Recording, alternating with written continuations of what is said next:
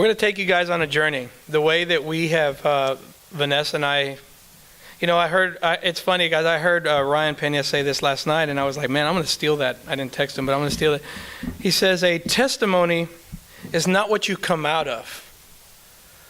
A testimony is what you're taken into. So I look at my wife, and I look at my son, and I look at my other son. I see what God has brought us through and brought us into. We're a ministry, but we're more than that. We're a family. I see my wife singing and playing that guitar. All of that was birthed out of this testimony we're going to share. All of it. This journey has been amazing. I'm going to open with this, and then I'll start with mine, and then we can go from there. Proverbs 18:22. He who finds a wife finds a good thing and obtains favor from the Lord. My story starts like this, and I'll just jump through it real quick. I worked at the state penitentiary for a long time, and I worked in a maximum security prison. I drank coffee, chewed tobacco, smoked cigarettes, drank a lot of alcohol, tried to take the edge off. Became very angry, very upset, very violent. I had a lot of stuff built up. Prior to that, I was a child in a broken marriage. My mom and my dad had a lot of tough stuff, a lot of alcohol, a lot of bickering, a lot of fighting in front of me. So I didn't see affection. I didn't see love. I didn't see intimacy. I didn't see these things as a kid. I knew how to protect myself. So I would go to my room and hide, or go and watch TV, or ride on my bike. I'd get on my bike and ride. And they tried to protect me from this stuff. So going back to the prison stuff, working there for such a long time, I began to use drugs. I began to do cocaine, and it was a part of my self-medication. I would be a weekend cocaine user, and I would never consider myself an addict. I got out of this working there, got in trouble with the law for fighting, got in a fight at a bar, got put on probation. Well, this is how good God is. I don't know if it's good, so don't hear what I'm not saying about this. 2 weeks later, I got arrested again in Nueces County for possession of controlled substance. Put on probation on both spots. This one didn't know about this one. That doesn't happen. So I'm running both probations. I finally got home, and I said to my mom, I had my retirement. I said, you know what? I got to move. I'm going to leave. Because everywhere I was going, it was every weekend, I would wake up and say, I'm not going to do this again. I'd wake up hungover, strung out on drugs or whatever. And then I finally said, Mom, I'm taking off to San Antonio. Little did I know, this is prior to who I am now, so little did I know what I was running into. I ran to San Antonio, and I got a job, and I was working at Cavender's Boot City, and I didn't have a dime. I moved to the Warren Inn Apartments, $100 a week. By here, man, it was perfect. I was like, I could do this. Well, guess what? Those drugs found me. Those people found me. That's what I thought. I can't get away from this. Well, then that's when I ran into my bride. And there was so much hurt in my life because I didn't know how to love. I didn't know how to be affectionate. I didn't know all these things. I knew how to fight. I knew how to be macho. And I knew I had an idea of how to treat a woman. I'd go to those men bars. I'd watch pornography. So I had an idea of what it was, how a woman was supposed to be treated. They like to be treated this way. This is my mentality. This is my men's mentality. A woman likes to be treated that way. So then I'll let her tell her story of how we get to there. Well, it started with me. I was adopted, and from a very early age, I never really felt like I belonged anywhere. I know that sounds really weird because my family was a good family. I had a dad, I had a mom. They were together. Did they have their issues? Absolutely. My dad, he drank a whole lot, and so there became like this hatred toward my dad at a real young age because my parents, they would fight at night, and I never knew.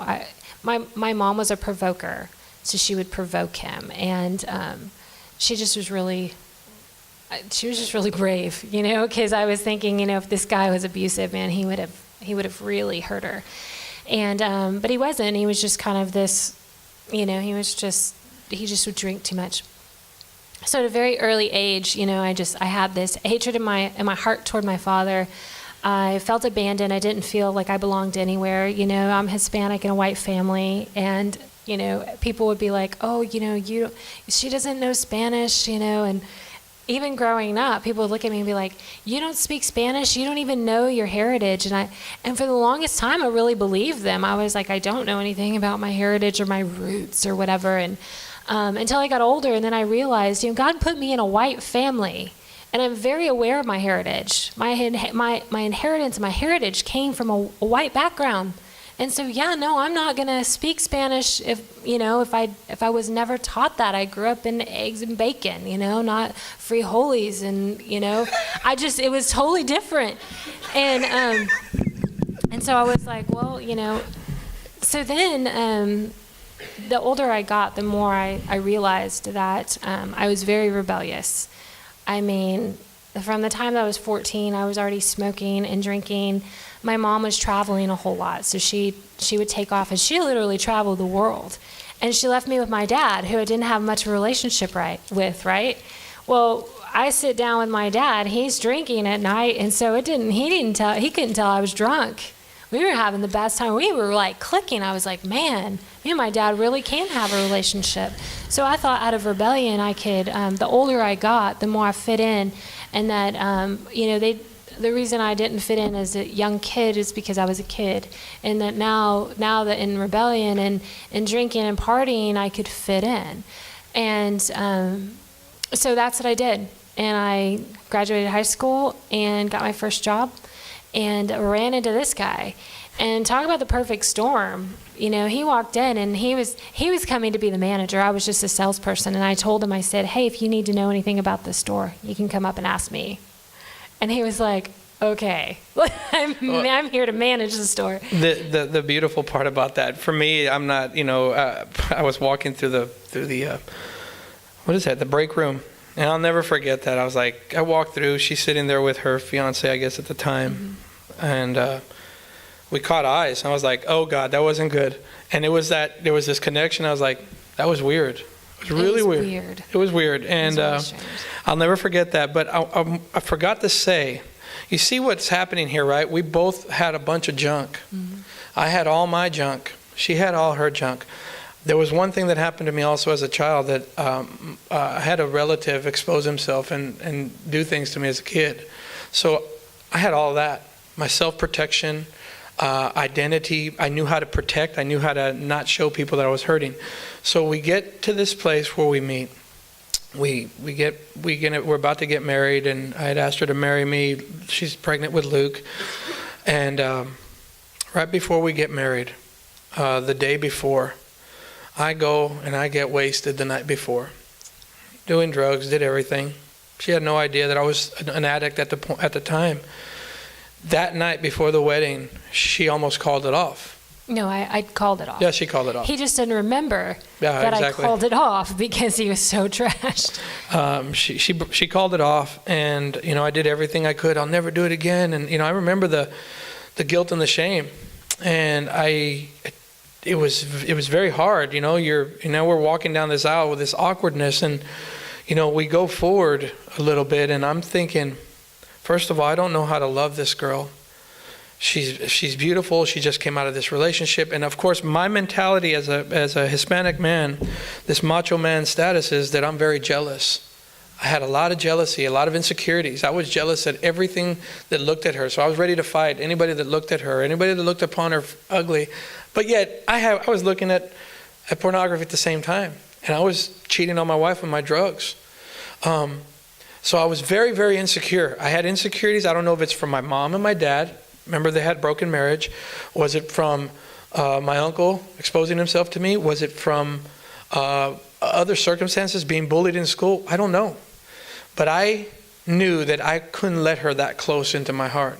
I knew that there was a certain point that was like, no, I can't let you this close because this is me. I got to protect me. Well, one thing that I really liked about Lee when I first met him was that he was very open and funny, and like the people that he was around, he was very open with, and he talked a lot to them. And so I loved that about him. And so I started getting close to him, and I realized, I was like, why does he push me aside? And he gave everybody else the attention that I really wanted from him. And I was like, man, I want to be his best friend. That's how I felt, because I love the way he treated his friends. And I was like, I love that. Little did I know he's a very shallow friend, unfortunately, at the time. And he didn't know, he just made it seem like he was a really good friend to you, But there wasn't, because he wasn't just doing that with me, he was doing that with everyone. So he was putting on this show. And for me, what I struggled with the most was seduction. I struggled with manipulation, because I could look at you and make you do what I wanted you to do. I was dealing in witchcraft. I had no idea. I just knew that I got what I wanted. If there was somebody that I wanted to be with, if there was something I wanted to do, I did it. And I just thought, man, I just got favor, I just have this, I can make this happen. And it was really the power of manipulation and seduction over my life. And so, we fast forward, we're married, we have all this stuff over us. And I want to answer your question, because you said something really pertinent. You said, I don't know what made me insecure. I don't know if it was all these circumstances, but the circumstances is what defined who you were. It wasn't that you knew that you had a father that loved you. You That's didn't right. know. That's right. You had no identity in God. That's right. And so I met this guy. He was Catholic. He said he was a Christian. Our first date, you brought out cocaine and asked me if I wanted to do a line, and I looked at you like you had four heads. I could do everything else. I wasn't going to do cocaine. I'm like, that's scary. Mom said I would do like a line and probably die. And so I was like, are you crazy? I think he acted like he threw it out the window, because who really throws coke out the window if they're an addict? And so he acted like he threw it out the window, and I was like, wow, he's like me with everything else. Like, if he didn't want to do it, he didn't do it, I was not that addict. I didn't understand, like, an addictive personality. And then, I tell the story usually when I met Vanessa. I say that the Lord brought a ninja to my life. I mean, I promise you, this woman would call out my BS immediately. She knew, she was like, I want the truth. And nobody could talk to me that way. I mean, you talk to me that way, I was going to give you a lot. And nobody can control who I was. You can't control me. I mean, I'm the man of the house. One thing I knew, being a Catholic, and I'll share how we transitioned to the Father's love, but I knew one scripture. I said, women's supposed to submit to me. You're supposed to submit to me. I knew that. That's the only thing that I could pick out. Yeah, you got to submit to me. I'm the man of the house. I'm the man of the house. I'm the head of this household. That's what I thought. She introduced me. She takes me to this little church, little Baptist church, right where we live next door, and she introduced me to... I'm going to church, right? No. She takes me to this church, and I'll never forget this story. It's my favorite story that I love to tell because I love him. She introduced me to Brother Harley. White-haired fella, pearl snaps, Wrangler polyester pants, pointy boots. And he just looked at you like he loved you. He invited me one morning, and we're fast forwarding pieces. He calls Vanessa and says, I need to speak to your husband. And I was like, I'm hungover, sweating, I could smell it, alcohol. I get on the phone and I said, oh, Pastor wants to talk to you. And I'm like, oh God. And first thing out of my mouth, I said, what'd you tell him? What'd you tell him? Exactly. I get on the phone and I said, hey, Brother Harley. And he goes, hey, son. I need some help over here down the road, because we were living down the road. I need some help down here. I'm going to build something. I'm like, hungover, I can't do this.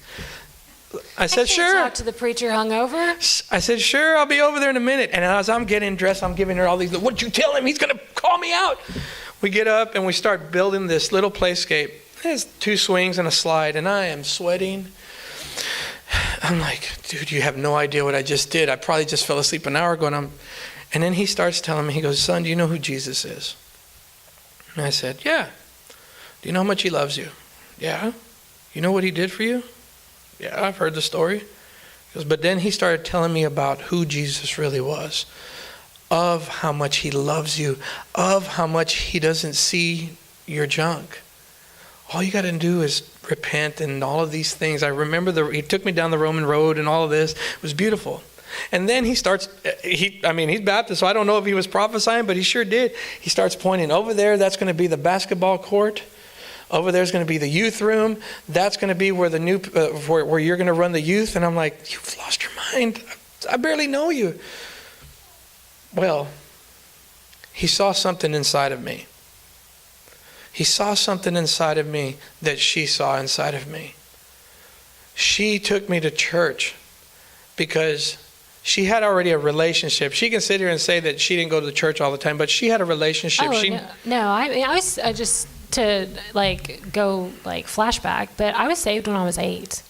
So it doesn't matter. It's like if you don't apply pressure to a place that's bleeding, you are going to bleed.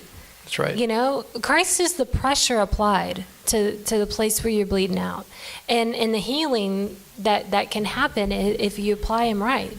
But yeah, you can know him and live your life however you want, and think that grace is just like, oh, whatever, it's just grace. He's gonna forgive me, and I live my life like that a lot of times.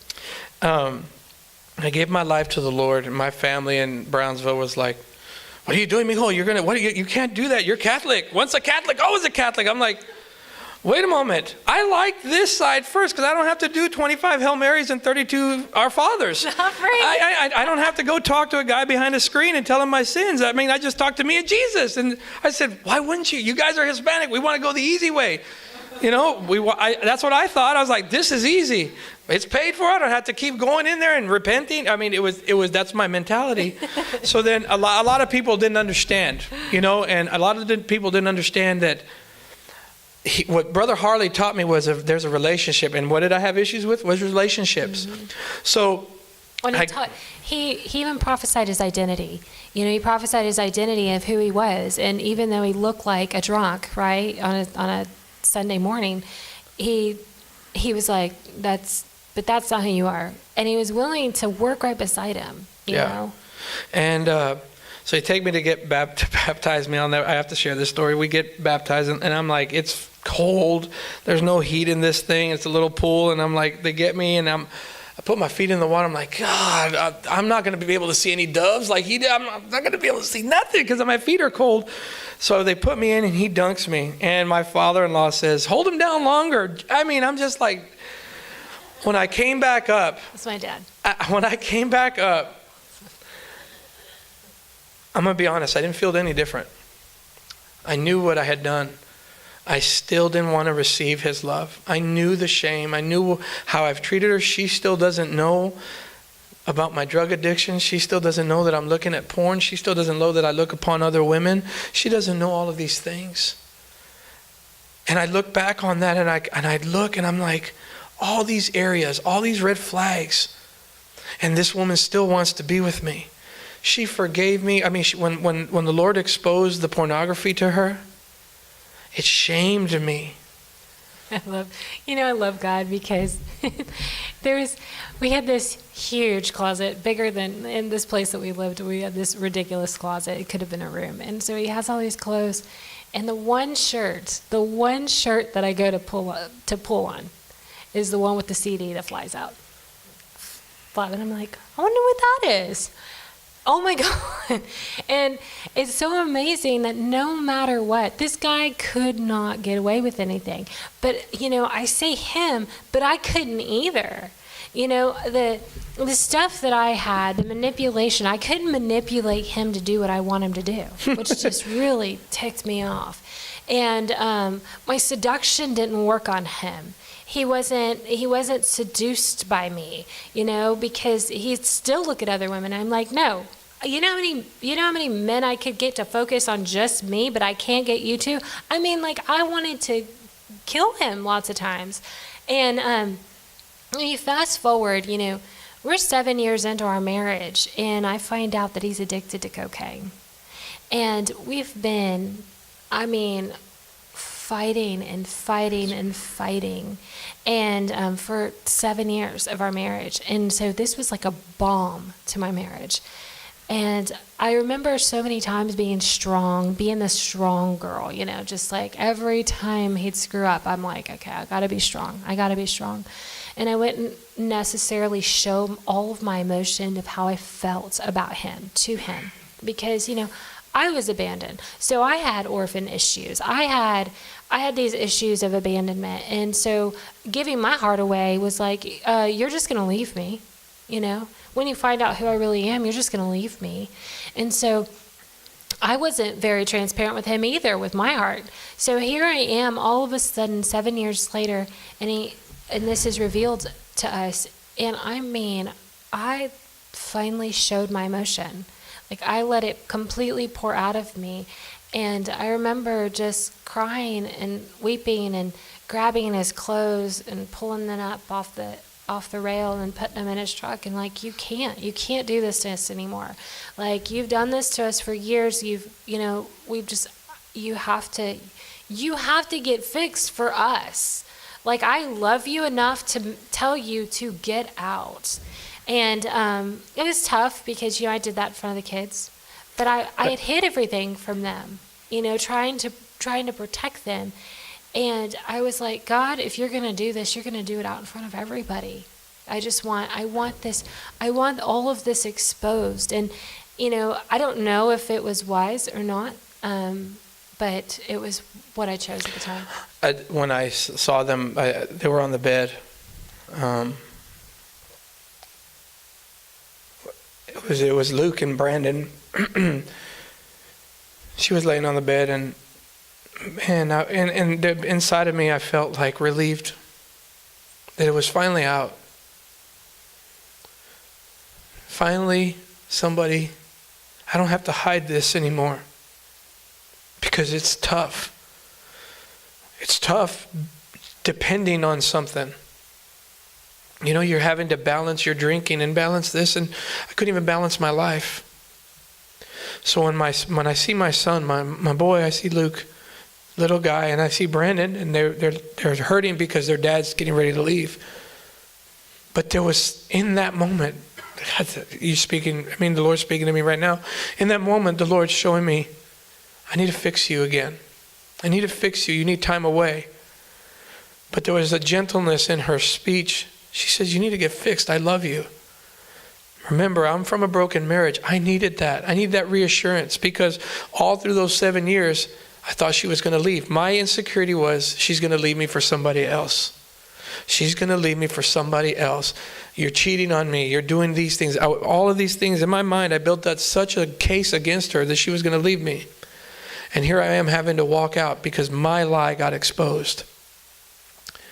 I went to my mom's house and I prayed.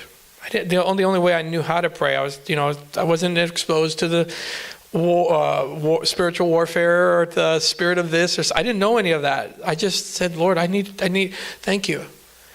That day, that very day, the Lord delivered me from cocaine. Never touched it again. The Lord used the love through my children. I think it was wise. Many will disagree, but I don't care. I saw my children want me home. I saw my wife want me home. So she forgave me. In that little mess, there was a storm right there too, right? Wasn't it? Okay, I'll let her share this part. At that point, I was really strong, and threw him out. Was like, I remember him trying to manipulate me, and because we had this huge fight. That's how I found out about the drugs. And then he tried to manipulate me and be like, okay, you pulled my leg. I'm coming home. And I was like, oh, you are, huh? Because he had left the night before. And I said, oh, okay. And I said, well, you can come home. That's fine. So he came home, And I told him when he walked in the door, because I had called his mom, I said, listen, you might want to prepare the extra bedroom because I don't think he's going to be staying here. And so he walked in and I said, if you can go take a drug test and prove to me that you're clean, then you can stay. And he couldn't. And so we had this moment. And when he left, there was like, be strong, be strong, be strong. And I was going to church at this time. You know, I had opened up with my pastor's wife and told her what was going on. And so there were some people that knew what was going on. But all of a sudden, you know, I was with my kids, and then he took the kids for I think the next weekend. Yeah. And that next weekend, I went out with my friends, and I was like, I just need some time away, just to feel like myself. And but that weekend was very self-destructive. I went out and I drank and got to a place where I was so drunk that I picked the worst guy. There was two guys that were interested in me that night. And one guy was really nice. The other guy was horrible. I knew it. I could see right through him, right? Because, you know, the thing is, when you have a gift of discerning, and you have this prophetic gift, you can see right through people, regardless of how you are in the world, you know, and how you are positioned with God. And I could see right through him, and I knew it was bad. And so I was like, yep, you're the one that I'm picking tonight. And he raped me. And so now, you know, I don't really know what to do. I was so broken in that moment. I'm like, God, he's the one supposed to be broken, you know. But I got to this place where I was like even more shattered than I thought I could ever be, and I completely lost myself. My poor mom, I remember her, and she called me and she was like, you're not there, you know. My parents looked at me and they said, I will pay for a divorce. You have like he's destroyed you. And, you know, it was like real easy to blame him, right? But really, in truth, I was self-destructive at the core of my being because I felt like I didn't belong anywhere, and he just proved it to me. You know, I don't want you, I want the drugs. I would rather look at other girls. You know, all of this, he just confirmed the lie of abandonment in my heart. And so it became very self-destructive like I did in the past. And there was other moments through our marriage that I was self-destructive and had forgiveness from him as well. So that wasn't the first time. But this time I got raped. And it was interesting. I went into the hospital to get examined, and the girl that was there was my client. God had provided somebody that I knew to do what was horrible and, you know, just so vulnerable. And she was a Christian, and she prayed, and she was so gentle, and she waited on me, and I was like so broken. And I remember going through thoughts of suicide, and I took so many pills that one night, and he's beating on the door, calling me all kinds of names because, right, I went out and I was the hussy, right? All of this stuff that I've done doesn't compare to who you really are, because you've just confirmed all of the lies in my head about who you really are, and you're just as nasty as I always thought you were. And so I'm laying on the bed like so out of my mind, drugged on these drugs, that all I can hear is this beating on this window, and it wakes me up. And he has no idea that I have no idea how much I took. And he comes in and he says all kinds of stuff. I can't remember everything he said, but I could barely walk. And it didn't matter to him because he was hurting so bad with all the stuff that was in his mind about what I did, and that I probably wasn't raped. All this stuff. And I remember being at home one time by myself, and I just fell to my knees. And I just wept, like, I can't handle this. Like, I've been strong this whole time, and I can't be this strong. Like, all of a sudden, every part of me was broken. I was shattered. And there was a grace that came over me when I was on the ground. I was outside, and I was on the ground. All of a sudden, there was this grace that just covered me, and my strength was renewed. It was the weirdest thing. And I stood up, and I was like, whoa. And I picked up the phone and called my mom. And I said, Mom. And she just screams and cries. She's like, there you are. There you are. Oh my God, there you are. And I was like, was I gone? But I was so far gone. And God gave me enough strength to get up and start pulling my family together again and start allowing him to heal the way he needed to. And he started healing me. Talk about some deliverance. It was 2 deliverances that day of complete healing from that. I never have looked back, nor have I heard about that moment again. And it was so wild because on the other side, God did the exact same thing to him, just like instantly healed him. The process, it's in those moments too. We had connected with some spiritual people. One of my spiritual fathers, our father, Chris Johnson, he would bring teams, and they were prophets, and it was exposed. For me, I'm like, holy moly, this is cool. And they would prophesy things to us. They saw me speaking to a bunch of people, and I'm like, you lost your mind. I'm just now getting into reading my Bible, daily and stuff like that. Okay, prophesying to her about speaking and all of this. So the word was already over us, and I just didn't see how that could be. I would look at, in my mind, I'd look back and be like, there's no way that this woman's happy in her marriage. There's no way that she is happy in this marriage.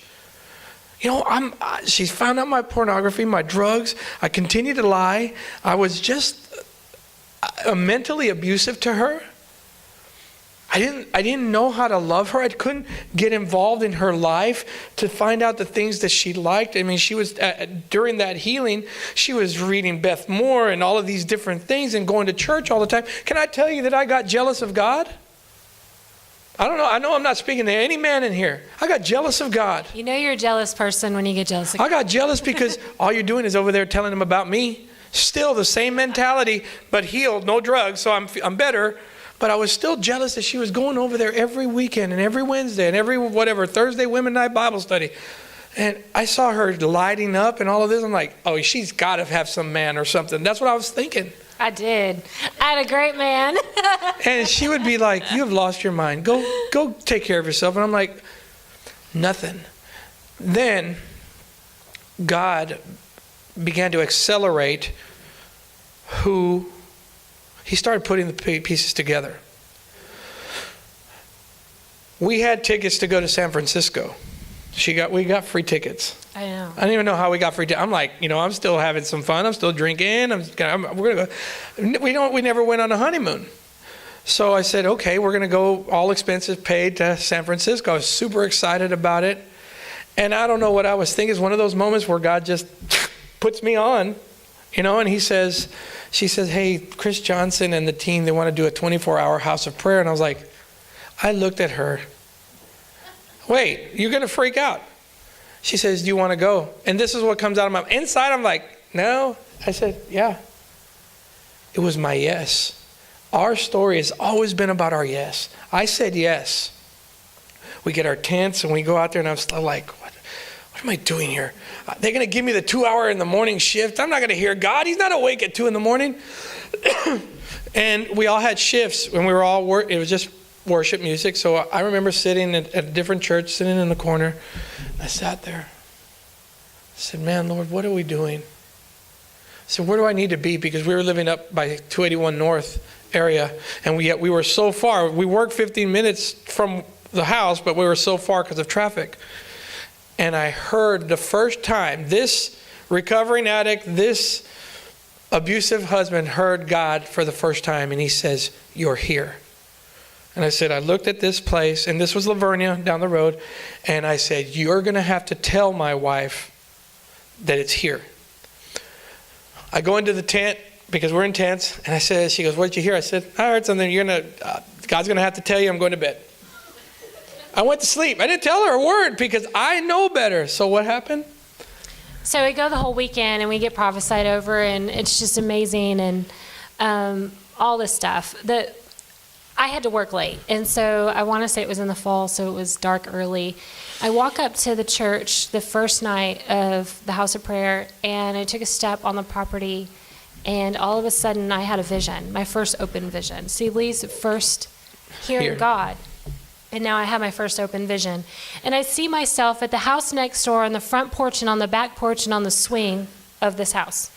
And I was like, that's weird, because I'm not even out here. I walked in the door thinking that I have got a great imagination. And so I walk in, and the whole weekend happens, and we've been asking God, where do you want us? Where do you want us? Because we've been really serving the Lord now. At this point, God has really accelerated our healing, and we're serving the Lord, and we're asking him, and we've now skipped a whole free trip to San Francisco and Napa Valley. What kind of wine drinkers do that? That's dumb. And so, right? And so I'm like, okay, and I got nothing about where I was supposed to be. I love what she says. And so 3 days later, because Lee knows, and I'm like, why does Lee know? Lee's not even spiritual. I'm so mad, right? 'Cause Lee knows something, and I'm like, whatever. And so now I'm getting upset, and I'm pretty much ticked off for 2 days. And then the third day, all of a sudden, my heart's broken about it. And I'm like, why would you tell him and not tell me? We're like this. I'm your favorite, and I know it. He's not. He's so screwed up. and he tells me so beautifully. He says, I showed you. You just don't want to see it. And I'm like, you're so right. I don't want to move to Lavernia. I was just like, no. And so I'm crying. He walks in. He's like, has God told you anything? I'm like, yes, we're moving to Lavernia. And he's like, yeah. He's like celebrating. I heard God. And he's like, why are you crying? And I was like, because I don't want to move to Lavernia. I told the Lord, and I told him this. I said, I'll go anywhere but Lavernia. Awesome. And so he did. He really did. He put me on the line. I live in Sutherland Springs. And the church next door is actually Lavernia. It's really sad. Remember the prophetic word that the pastor of that church had given, that somebody's going to be a youth pastor and all that? Guess where we were living? On the church property. You tell me that God's not in this. It's the vision. Right. So he's going, he's like, okay, well, I'm going to go pull up. I'm going to look for houses. And I'm like, actually, I know what house we're supposed to have. And he's like, yeah, you didn't even hear God. Like, okay. Whatever. We're supposed to go. And so I call my pastor, who had pulled him in, right? Who has been my pastor since I was a kid or young girl. And so I call him. I said, hey, Brother Harley, something weird really happened. And I said, I just want to share it with you. I told him about the vision. And he starts laughing. And I'm like, I know, it's crazy. I know it's weird. And he says, no, I just couldn't figure out why I had to move. He said, I built that church. And then I put that house there when I get ready to retire. And I'm living in this house. And all of a sudden, I have to move. And I'm thinking, wait, I built that church. Now I got a new pastor coming in, and I can just walk to church, and I have to move. And so he moved. He hadn't been living there for a year, I believe, when I called. And so I was like, will you sell me the house? And he starts laughing. He says, do you want to know how many bedrooms it has? Nope. And I said, oh, yeah, definitely. And it was perfect. And we're getting ready to get off the phone. He tells me, I'm going to pray about how much. And he said, and I said, wait, do you have a back porch? Because in my heart, I'm thinking, this is the first time I had this crazy stuff happen to me. So I'm going, do you have a back porch? Is what God showed me true? Because I can see from the road you have a front porch and you have a swing. But I don't know from the road if you have a back porch. And he says, well, yeah, honey, I have a back porch. So We move into this house. I become the youth pastor. My wife was doing worship. That basketball court sits there. Became a men's minister. Things are going right for me. I'm starting to understand the call of my life. I was going to be a pastor. I'm going to be a pastor. So I start focusing on that pulpit. I think that's why I don't like pulpits. I kept looking at that pulpit. I started going to school for it, and it just didn't feel right.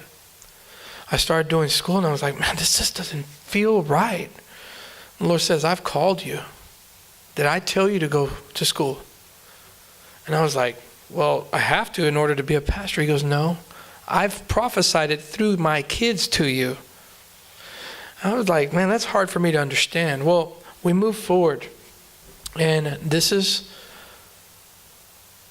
why we're here. We're doing ministry. She's doing women, she's doing worship, she's doing all of these things, and we're so busy, caught up in church activity. A week before what we're going to get to, the Lord showed me my first miracle. It was my first miracle. We're at a Bible study, and I keep seeing this lady. She had Patricia had this thing on her leg. She's had it on for years. She couldn't walk. She couldn't work. She just couldn't. She's got diagnosed by the doctor. And the Lord says, you need to pray with her. Remember, I'm still in a Baptist church. I still don't know about functioning in the Holy Spirit and all of that stuff yet. And I said, ma'am, I need to pray with you. Well, we walked through this right into the sanctuary, and I said, you're healed, but let's go pray. And it was like movies, because I watch YouTube where all the people get healed and legs growing out. I'm like, yeah, this ain't going to happen. I'm praying. I put my hand on this woman's leg, and I just began to speak healing over her leg. And just like a movie, because God is going to change my judgment on his people, because I judged every healer out there. She takes off that strap off of her leg. She's like, Lee, she's doing this. I'm not kidding you, just like in the movies. She runs down the aisle, runs up the steps, and she's like, I'm healed. And she's crying, I'm crying. I'm like, because I told her, I said, get up and run. And I'm like, you've lost your mind. How are you going to tell this woman? I didn't doubt. She ran. I come in and I'm yelling. I'm like, babe, there was a healing in all of this. There was stuff going on in our household. On the outside, we were good, but we still hadn't healed. So a week. Yeah, you would think that, like, walking through all that, right? Like, oh, now they're at church, now they're serving God, now they're in a ministry, You would think that that would be it, right? Well, for years we've dealt with Lee's stuff. And he's dealt with me too. I mean, I loved inner healing. I mean, loved it. However, I had this reoccurring dream that I had murdered an ex, and that I had dismembered him and buried him in my grandmother's backyard. And this reoccurring dream was like, you're going to get found out, and it was so real. Oh, yeah. That I really thought, I was a pretty terrible teenager. Did I do something like that? Like, did I suppress it? And it had happened for years. It happened. I had been dreaming it in San Antonio. I had been dreaming it, when we moved to the new house. And we went on vacation, and the vacation didn't go very well, right? As long as we were busy doing other stuff, we were fine. But the moment we got home, and we couldn't deal with each other, we were just there was still some strife in our marriage. And all of a sudden, I find myself at this place, and I'm in a worship place. I was lofting. I was at the loft, and I get this inbox from my ex-fiance, and he says hi, and I was like, oh God. And I remember like everything was open. Like all of our iPhones and everything were connected. I mean, if my phone went off, there's a message on it. My iPad at home goes off, my computer, all of this stuff. And so I was like, okay, so obviously it's out there. Lee's going to see it, And so I come home, I think about it, and go next door to my pastor's wife, and I looked at her and I said, I just want you to know I'm in trouble. I just want you to know now. Like, this is the one thing. I need to deal with this. And she prayed for me. She laid hands on me. I'm not making fun of it. I'm just saying that didn't help. God had been showing me this dream. And, people may argue with me and be like, you choose your own. I really think that this path was already laid out for me. I really do. I had sozoed this. I had soul-tied, kicked this thing. I had been through deliverance. I had revealed it to my apostle, who told me that, you have a secret. Well, I'm thinking my secret is I don't love Lee. I think, and that's my issue. And I need to love more. And I don't know what love is. Like, if any scripture gripped me, it was that one that says, if you don't have love, you don't have anything. And so for years, probably for 5 years, I remember thinking, I have nothing, because I really don't know if I know love. And I'm trying really hard to know love, but I don't know it. And all of a sudden, here's this message there, and I respond to it. And when I respond to it, this one loses it. It confirms all of his fears, right? You're going to leave me. You're going to leave me. And this accuser that's been accusing me for years, you're going to leave, you're going to leave, you're going to leave. You're going to cheat on me, you're going to leave me. And I was just so tired of hearing it. And I was like, no, you know what? Ugh. He stops completely talking to me for 3 days. And to me, I'm like, I'm such a healer. I'm a place where I'm like, rip off the Band-Aid, let's scrub it out. That's my personality. Let's get to it. And so I was like, you know what, I'm going to face this. I'm going to face this head on. I'm so sick of this thing over my head, pushing this feeling down. I'm like, I'm going to face it. And so I did, and contacted him and talked to him. He came here and was going to talk to me face to face, and I was like, good. The only people that would talk to me were the girls that I had in my salon, and they were like, that's really good, you should probably face it. And so I had the world telling me, yeah, you should, and I have my pastor's wife, praying for me, and I've got Lee who's not talking to me. And so like what I felt in my heart was like, most things in my marriage, I'm going to have to do this alone. Awesome. So I'll do it alone. And so I went and met him, and everything seemed fine. I was like, okay, we didn't get a chance to really talk, but then that night, the nighttime, it was harder. And that moment I made a promise to myself. I said, I don't know if I could leave you again. And I did not come home for 48 hours. I was wrestling with myself. I was wrestling with how I felt, everything. She left. We're in ministry. We're pastoring. I'm youth. That was the hardest thing that I've ever had to experience, knowing that she's gone. And I had to protect my kids. I felt like I did. They knew they were protected. I had family. God just put us right next door He put us next door next to our covering, our protectors, my pastors, my friends who are for my family. I walked inside. I'll never forget this day. I drove, and everything was brighter. I was angry. I was sad. I was alone. Got to my house. I walked in, and I fell on the floor. And I hit the bottom of the ground, and I said, why me? You've healed me. You've brought me here. You've done all of these things. Why me? And he says to me, are you ready for what I'm about to do? I said, no, but yes. When I bring her home, there will be no more accusation. And I said, I hung on that word, when I bring her home. That was the hardest word to hang on. But when it comes from God, it's a promise. Talk to her. We're looking for that hope. looking for that hope. Because I heard you, Lord. Talk to the pastor. I would spend every night at church and I would just turn on worship, Casting Crowns or whatever it was.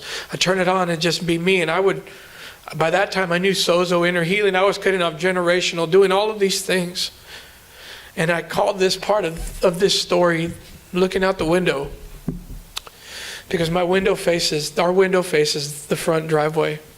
And every night I would expect her car to come pulling in. My pastor too. He'd look for her car to be pulling in. Nothing. And the day was easy because I would get mad. I would be so mad. We would talk, but it wasn't the same. I went to her salon. I remember that I said, don't do this. And she was going to do it. There was moments in there where, and then finally God started revealing to me what I and where I had failed. Not failed, because God doesn't call me a failure. Where I needed to grow. He taught me His love. He taught me His forgiveness. He taught me His mercy. He taught me the areas that I didn't look upon her. He taught me that I wasn't interested in her books, in her healing. Remember I made fun of Beth Moore and all of these books that she was reading? I never once wanted to be interested in it. He taught me that she desired to worship, and I didn't. He taught me that she wanted to love me, and I didn't. He taught me that just a touch didn't mean that I was going to go straight to bed with her. He taught me intimacy. He also taught me that you got brothers and sisters who have the right heart who came up to me and said, because this was on the second month, you need to get an attorney, you need to do this. And I'm looking at them. I had one person say, I pray that God brings you a godly woman. That offended me. That offended me. This woman has shown so much forgiveness, spoke life into me, forgave me for pornography, the drugs, showed the Father's love to me. And because of infidelity, that is the worst thing a woman can do. I looked at this person and I said, my wife's coming home. I stepped down from youth. I asked Pastor Paul and I said, I need to talk to the congregation. He said, what are you going to say? I said, do you trust me? He said, yes. I got up on a Sunday morning. And I may be speaking to somebody here, so I'm just going to go do this prophetically because this is exactly what I did. I just feel like the Lord is telling me to do it. I'm going to ask each and every one of you that when my wife comes home, there will be no accusation because it is over. And right there the Lord says, now I'm about to show you something else. Emailing me, text messaging me. She was coming home on the weekends. The hope was there. I started seeing the hope. I started seeing the change. And all I could do was not get so excited and bring accusation, because what do we want to do? Well, what did you do? Where did you go? And how, all of these things. And none of that was on my mind. My mind was that I needed to be a safe place for my wife. She came home and I bought this book. It was the biggest book in the world. I'm not kidding. It's called Redemptive Love. It's about Hosea and Gomer. It's about how much he loved her. No matter if she was sleeping around, how many men she slept with. And I hear the Lord saying, I'd do this again for her. So what I learned out of this is something that this is the way the scripture is supposed to be read. My wife was gone for 3 months. She filed for divorce because we had talked about it, but we both didn't want a divorce. We both didn't want it because every time we'd go up to that cashier to make our payments for the attorney, she's like, why are y'all going to do this? Y'all don't, every time she comes up here, she's crying. I said, well, I am too. She goes, y'all shouldn't do it. I said, okay. Okay, so she was totally lying. Let me just tell you, he's saying this, but I did want a divorce. I wanted everything. I wanted that all of that to be gone, and something new. And my heart was so deprived. It was wicked. When I first left, everything seemed fine. I seemed like myself. I seemed like I can still, worship God and do this, but I need to get divorced because people don't do this. And so I did. I filed for divorce, and I remember I was gone the 48 hours that I hadn't done anything really, but just be away and trying to figure out what am I going to do. And I remember that Sunday morning getting up, and I was staying at a hotel literally across from the church that we had been to for 8 years. I get up and I walk over there, and I'm so torn. I'm so torn about what's happening. And I remember he did this sermon, and he turned off all the lights in the sanctuary, and he held his little bitty flashlight, and he stood up in the corner, and he's like, no matter how dark it is, if you just look for the light, and go towards it. And I mean, the guy just spoke straight to my heart. And the next thing I know is they have an altar call, and they have all these guys up there, and I'm walking down the stairs, and I couldn't even make it to the bottom. Like, I got to the bottom step and collapsed and did that whole ugly cry right there, because I'm going, you know what I'm about to do.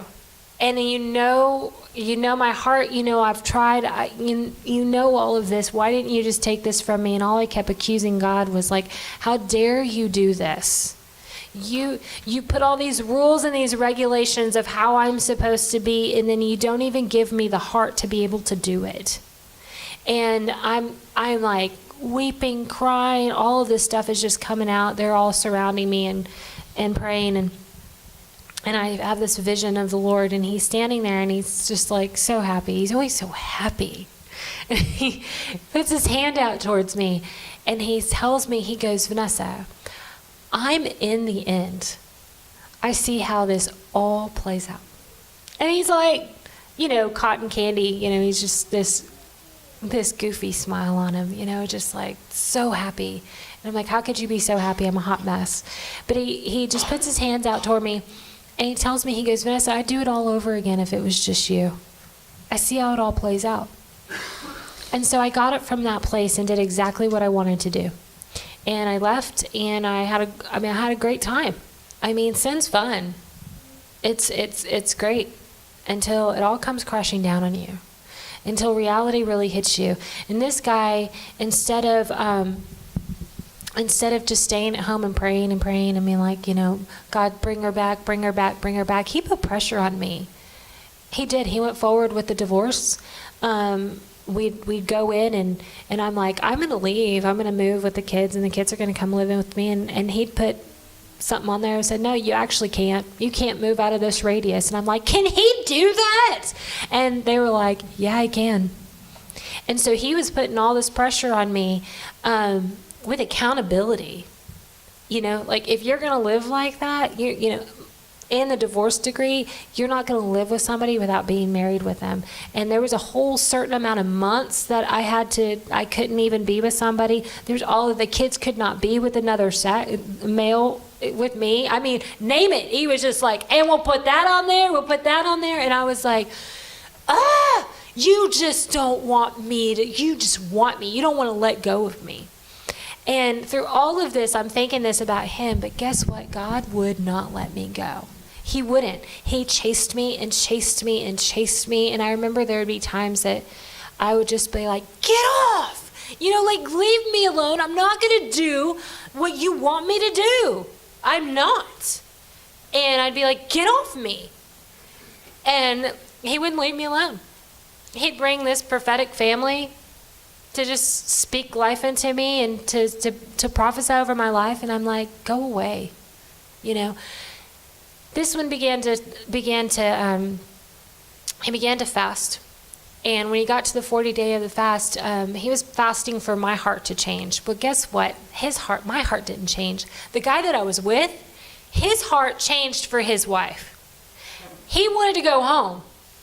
And I remember discerning that in the spirit. And I remember there had already been some things, and I remember discerning that, and I told him, I was like, if you're still wanting to be with your ex, then you need to go do that. I said, but I don't. I said, things for me have just been horrible, and I don't. This was just a catalyst for me to get out. So thanks. But if you want to go back, go for it. And he became this addiction for me. And all of a sudden, this person who knew no addiction now knew addiction. I was now addicted to this guy. And it didn't matter if he went home to be with his wife. On the weekends, he could come home with me. And I mean, that is how deprived I got. And because I was getting that hit. I was getting that, like, I'm going to have what I want. And all of a sudden, it was just not okay anymore. It got really ugly. I got to a point where I didn't even recognize myself in the mirror. I was like, who is this person? And just nasty. I just felt nasty. And so reluctantly, I was like, fine, I'll do what you want me to do. I'll go home. And so I started going home, and I was just like a zombie because home was weird. So I'd sit in the bed, just sitting there staring at the wall, because I was like, this is so weird. I don't even want to be here. Why do you make me come home?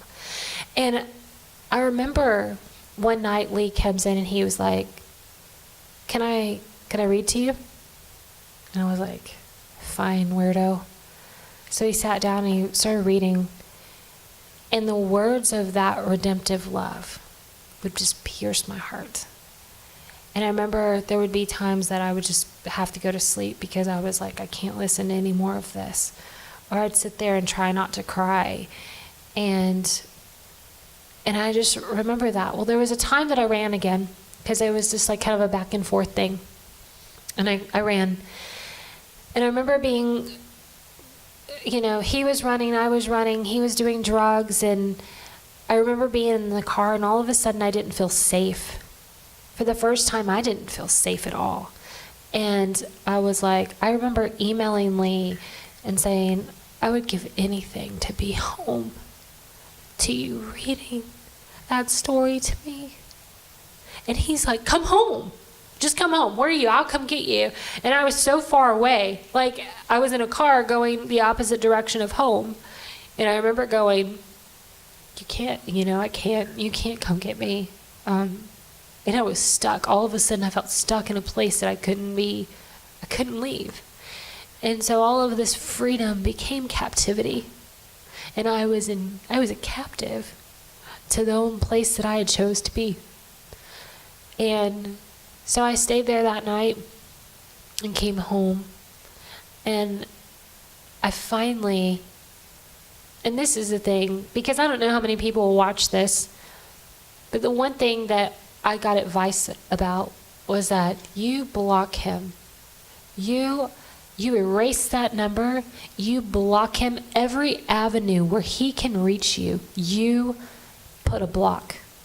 And you don't allow that person. And because my heart was like, oh, well, he deserves to know that I'm leaving.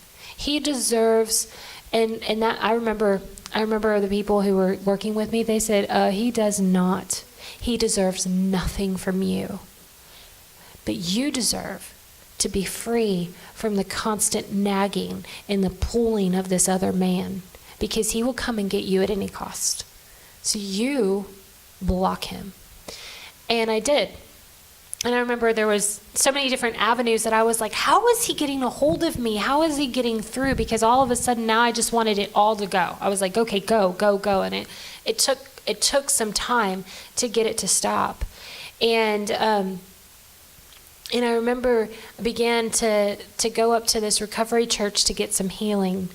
And I remember still not wanting to go home. I'm like, why is this not changing in my heart? This is not changing. And I was wrestling with my thoughts in my mind. And my spirit inside of me knew to go home and wanted to be home, but my mind didn't. And I was like, how am I split in two? Like a two, how is that even possible? And I remember this guy, he prophesied over me, and he was doing his hand like this, and he says, there's going to be a pendulum swing. And when it swings, you're going to be healed. And so I remember if I could get past, from work, if I could get past 35, I was okay. Because now this guy has now moved to Texas, and he's moved to Austin. If I could get past 35, I was okay. If I could get past a bar, I was good. But then if I could get past 35, I was even better. I was heading home. And I remember one day, I got in my car. I wasn't even past the first bar. And that pendulum swang. It just, psh. And all of a sudden, God had aligned that obedient spirit in me and my heart. He had aligned that with my mind. And those two became one in a moment. And I got in my car, and I was like, I want to go home. And I remember I didn't even get to like 281 because I work pretty far. And I didn't even get to 281. I was already in tears, and I was like, I want to go home. And I just remember crying and being like, I want to go home. And I cried the whole way home. I want to go home. Like I couldn't even believe that this whole journey of taking, remember the dream. I had dismembered my ex and buried him in the backyard of my grandmother's house. And by the way, that's where I lived, was at my grandmother's house. And I had buried him in the backyard, and it was done. And this whole long road of dealing with that fantasy in my heart, like things could be better what if this would have done? All of that was finished in a moment. But I will have to tell you, him being an addict, and he was delivered right away when he surrendered. Me as an addict, having this tie with this man, it was not that easy. I was not delivered in a moment. I was delivered in a process, and that process was really difficult for me. And I would physically put one foot in front of the other to run, because I was like, I can make my body move, but my mind is stupid. And so I would make myself run, put one foot in front of the other. And I remember my pastor going, how many times are you going to run? I'm like, until my mind gets straight. Straight. And all of a sudden it was finished, and that obedience had made way for my spirit and my mind to be married and be one. So I'll tell you, I know we went pretty long, but there was some times in that moment for me when I got healed, in order to love her, in order to show her the love and the forgiveness, and to be able to have my wife back, and to get those emails and to get those text messages and to watch her heal. There was one night that I had an opportunity to talk to this man. And, I had some beers, and I had a plan of what I wanted to say to him. Well, prior to that, I had a week prior to that, I saw them both together. I had a friend with me, and we were sitting in the parking lot. I had a pistol. It was from here to that wall, and I'll never forget it. I saw them, and I saw how happy she was, and I was like, and the friend that said, take care of that, you want me to? And I opened the door, and it was just like God. It was like an iPad. All these pictures. I saw Luke first. I saw Brandon. I saw Ainsley. I saw my wife. If I do this, not only do I destroy that man's life and his kid's life, I destroy my wife's life because she's not going to be happy. I'll destroy my kid's life. There was no good outcome. Took off. A week later, I give him a call, and I was going to give him a piece of my mind, and the first thing that comes out of my mouth is, I'm going to pray that your son, and I'm like, what the? It just come out of my mouth. I wanted to share something else. I'm going to pray that your marriage and your relationship with your kids is restored. He's like, what? And I'm like, I know, I'm agreeing with you. What? And I said, what's your relationship with the Lord? And I'm like, where is this coming from? Paul's laughing at me. And he goes, well, I know God. I said, well, my wife has an intimate relationship with God, so she's going to come home. She doesn't love you anymore. You can sit there and say it. She loves me. But I know that my God's going to bring my wife home. And he's like, oh, whatever. And I said, well, I'm just going to tell you this, dude. I do want to put my hands on you. I want to put my hands on you. I want to put them on you a couple of times. And Paul just laughed. And I said, so I'm going to pray this for you, man. I'm going to just say this. I'm just going to pray that your wife will receive you back and that you get the healing that you need. Well, I'm a man and all of this. I said, no, you're no man. A man would not come and take a married woman away from me. I said, but I serve a big God and she's going to come home. He didn't want to believe that. Talked to his ex-wife at the time too. And she laughed at me when I said, well, my wife's going to come home. Yeah, right, whatever. And I said, okay, but I'll pray for you too. I was doing it angry. My wife's home. It was hard at one point to pray for this man. Now, he's probably maybe once a month, I find the Lord pressing me to pray for this man, to pray for his deliverance, a deliverance from his drug abuse, a deliverance from his desire, this fantasy that he has. And I pray that he gets restored. And I'm like, it's not what men would do these days. The outcome of this whole story is obviously we are Emerge Ministries. We were birthed from pain. We were birthed from pain and the process. The love for my wife has never been any greater than it is now. The love that I have for her, to understand her, to know every thought, to know, to finish her. I mean, we even do it when we're ministering. I finish her sentences thinking that I know what she's going to say. I would do it again. You hear me? I would do it again. I would do it again, and I would walk beside any person that's listening. I would do it again. I would walk beside you and show you. I don't have the right answer, but I can tell you this. When God gives you a promise, just know what's going to happen. It might not be in your time, but 3 days before the divorce was final, and I love telling the stories because it's always 3. 3 days before the divorce was final, we canceled the divorce. We have begun to minister to people, and we have seen deliverances. We have seen marriages restored. We have seen people become restored, identities restored. This testimony is not only about marriage. This testimony is about us in your personal walk. What God has spoken over you will come to pass. It's the process. You got to go through it to feel it in order to testify it. This testimony is for marriages and for relationships and for young people. But I want to share this with you. Trust and love. This is the final piece I want to say. So now when you read this, families, husbands and wives, I want you to understand the true meaning of what this scripture says, because we take it out of context.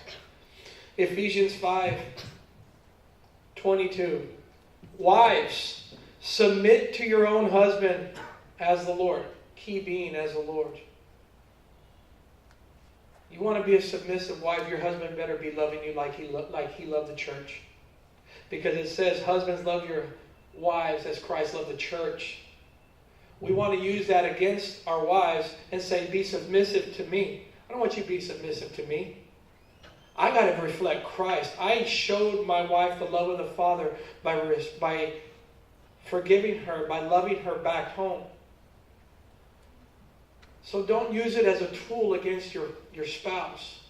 Well, and as Christ died for the church. Come on. And we have, I know we're limited on time because y'all probably need to eat. But I will tell you that I came home to a dying man. My husband was dying. They gave him 3 months to live. He had 5 or 6 aneurysms in his head. I remember the first time I got home, and I was walking, and we got to a fight, and I walked away, and Lee collapsed on the floor, just out cold, and I was like, what is going on? I turned around to him and I'm like, and my kids came around him and they started looking at the clock to see how long he was out. And they were watching it because he had told them, the doctor said if I'm out for longer than 5 minutes, call 911. But he was basically, he was dying. And I remember one time getting a phone call from him. He was at the hospital, and I was like, why didn't you tell me you're at the hospital? Because I was really raw. And he was like, look, I can't have the stress. I gotta go. And he hung up on me, and I was so pissed off. I'm like, how dare you? I'm trying to work it out with you. You're not even telling me that you're at the hospital. And what had happened is that his aneurysms were bleeding, and that he literally started bleeding out of his ears. So as Christ has died for the church, my husband was dying to try to save our marriage. And it was taking a toll on his body. So, husbands, love your wives. No matter the crap they put you through, no matter what they tell you, no matter if they're in your face, you gotta love them the way the Father loves them. Wives, submission is not, I'm going to do everything you say. If that man is not reflecting who the Father is, we both have, you see, when a marriage, the two become one. That's why I've had men and other pastors say, well, why do you rely on Vanessa so much? I said, because God gave me a helper. He didn't give me a slave. He didn't give me somebody that's going to do what I say because I'm the man. Men, get over yourselves. Get over yourselves. Macho is out the window. His love is what brought my wife home. His love his love through me is her safe place. And if I'm not a safe place to my wife, all of this is for nothing. This testimony is a reflection on what the church should be. We shouldn't be jealous of each other. We shouldn't be jealous of and be in fear that somebody's going to take our positions or do this. If we function out of fear, we're going to get this. But I don't function out of fear anymore because I know that my marriage is restored.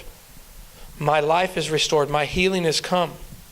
So I just want to bless you guys with this, and I pray that it blessed each and every one of you to understand, to look at your wife and be able to say, man, I got it good. I got it good. I will never dishonor her again. I will never disrespect her again. And she's not beneath me. She's one with me. And if he does, I will forgive him. Job 23:10 says, he knows the ways in which I will take. And once he has tested me, I will emerge as pure gold. And that's the call on your life, is to emerge as pure gold. And it only comes through testing. If you guys got to leave, you can, but we'd like to open the altar. We'd love to pray for you guys. If you want to stand in proxy for somebody that's going through something like this, we would love to pray with you. But if you have to leave, we understand. Thank you, guys.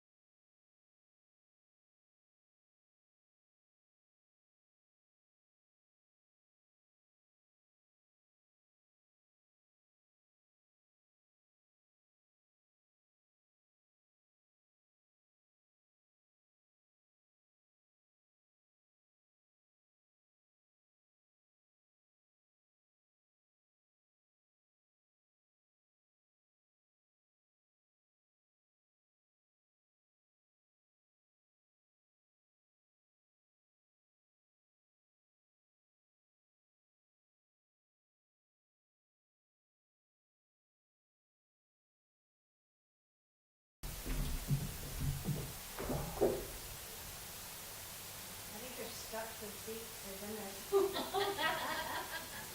oil? Anybody got oil? You got oil.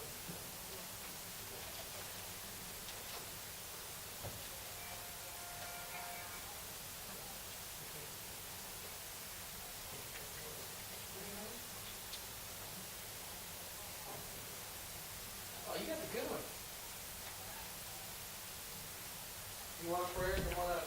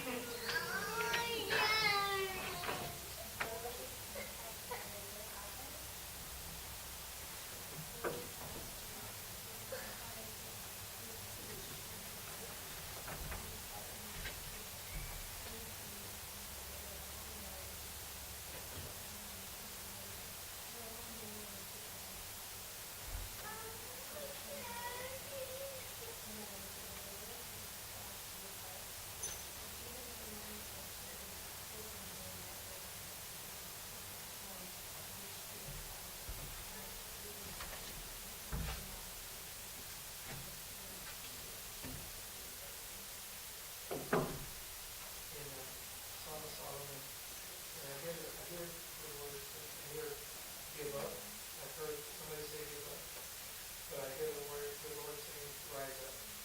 This has been a word for the past 3 days, so I'm going to prophesy that over you. It's time for you to rise up. This is time, this is your season to rise up and break off every label,